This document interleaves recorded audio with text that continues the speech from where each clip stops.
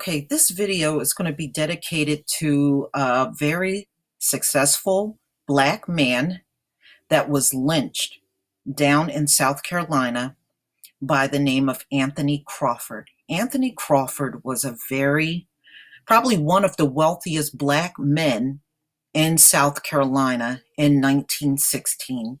He was a farmer, and he was doing very well with his farm. And he went into town to try to get some cotton seeds from a white man who started an argument with him, and he ended up losing his life by getting lynched. It's a disgusting story. It's just another tale of jealous white folks when a Black man does well. Okay, if you want to cripple the Caucasoids, then you have to look towards prosperity, ladies and gentlemen. And this story is just going to drive that point home. And it goes right back to my other video where 90% of most Black men lynched were successful businessmen. And Anthony Crawford, as you're about to hear, was one of those very successful Black businessmen. Hundreds dedicate a lynching marker to Anthony Crawford in Abbeville, South Carolina. All right, so it was just a gathering. Town people and his family came back together. And I'm just going to go down to his lynching so you can hear just how horrible this was. A century ago, I believe he died on October 24th, 1916. A century ago, a white mob beat, stabbed, shot, and hung Mr. Crawford, a 56-year-old Black farmer. Now, Anthony Crawford was not just any Black farmer. He was one of the richest Black farmers in South Carolina back in 1916. In the Abbeville town square, after he dared to argue with a white merchant over the price of cotton seeds, I'll bet every dime in my wallet that white merchant escalated the entire thing, just like we still see your cops escalate things with Black people now. We see how you do it because we see it through the cops.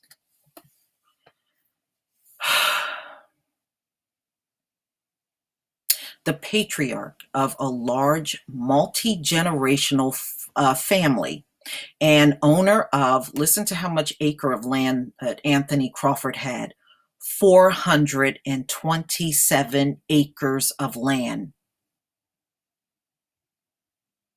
Mr. Crawford was a successful farmer and leader whose murder had long-reaching effects. This man was a millionaire back in 1916, running his farm off of 427 acres of land.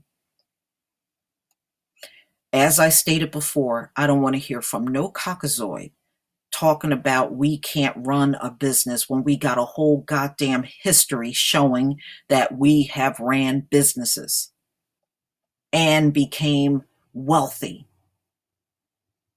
I don't want to hear from no more Caucasoids and with your high IQ talking ass. The gruesome public murder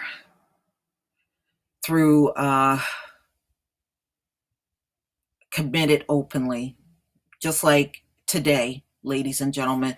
Don't they videotape and openly kill Black men on the video, and then they show it on a 24-hour cycle through the media? They openly kill you now, just like they did centuries ago.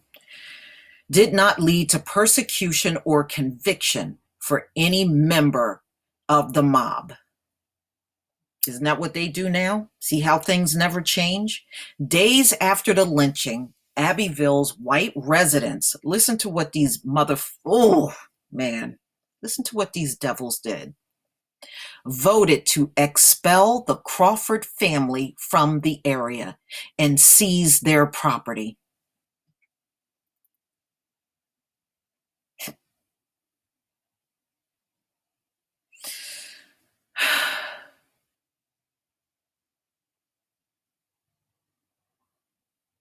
The devils stealing and thieving and murdering, and we still see the same pattern today. When South Carolina's governor declared himself powerless to protect the family from violence, well, the government still don't help us. So you can see that something that we still see today. Most of the surviving relatives fled to destinations as distant as New York and Illinois, fragmenting the once strong and close-knit family. It would take ongoing efforts over generations to begin to repair and reconnect those bonds through family reunions and the persistence of family elders who ensure that the younger generation saw Grandpa Crawford's photograph at family gatherings and knew the story of both his life and death.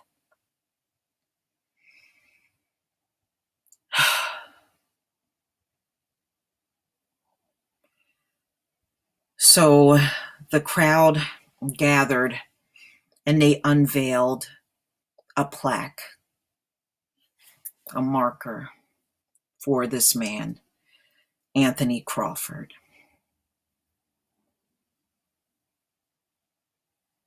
It's the same story. We're just in a different century, ladies and gentlemen. This was definitely a travesty.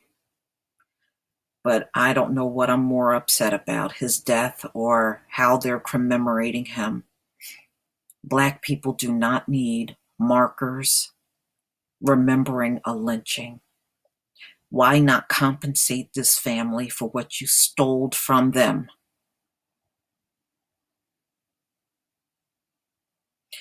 We know these devils do not have a righteous bone in their body, and they will never give them the land that they're really entitled to getting back. The land was clearly stolen.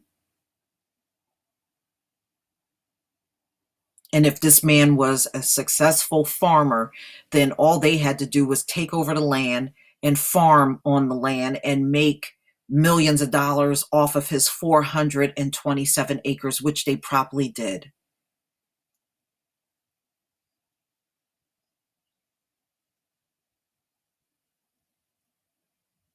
Unbelievable.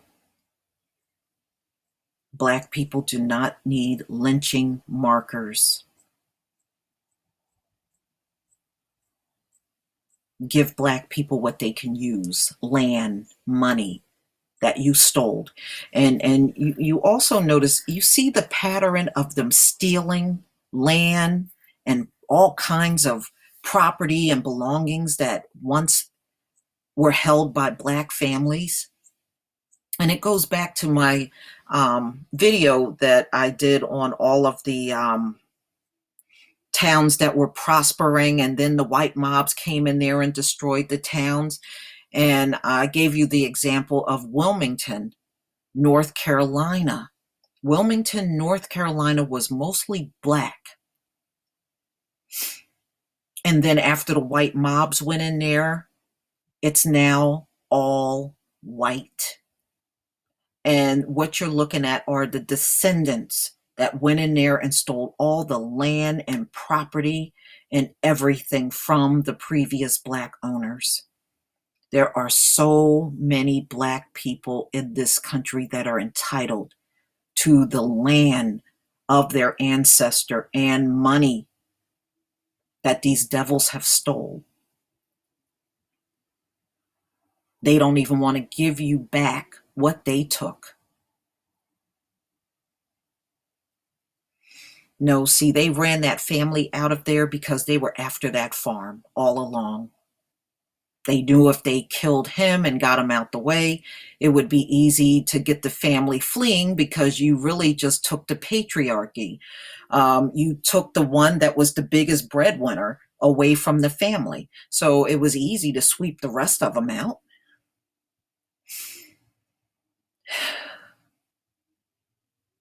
Wow.